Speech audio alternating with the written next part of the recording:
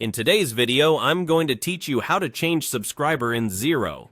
Before we begin, make sure you're signed in to your Xero account and that you have access to the organization whose subscription you want to manage. Changing a subscriber affects billing and ownership, so the option is visible only to users with the right permissions. If you don't see certain buttons later, you may need to ask the current subscriber to make the change for you. Start by opening the Xero homepage in your browser and sign in if prompted. If you use multi-factor authentication, have your authentication method ready so you can move through the login quickly. Once you're on the Xero dashboard, you'll see your organizations listed. Next, select Demo Company Global. This is Xero's safe, built-in sandbox that mirrors the real product, and it's a great place to practice without touching live data.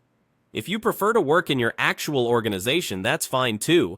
Everything you'll see in Demo Company matches what you'll do in a real subscription. If you don't see the demo option, just choose the organization you intend to manage. From the organization view, open My Xero. You'll usually find this in the organization or profile menu. My Xero takes you to your account level area, separate from day-to-day accounting screens. Think of it as the control center for your organization's billing and user roles. This is the right place to go when you're preparing to transfer subscription ownership because the change happens at the subscription level, not inside the general ledger or reports. Once you're on the My Xero dashboard, select Subscriptions.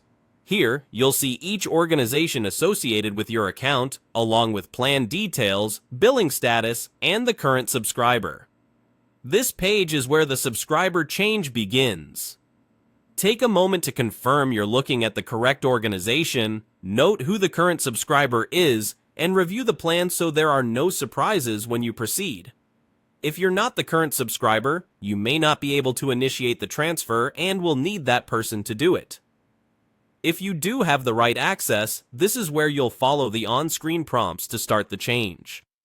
A couple of quick tips before you move on.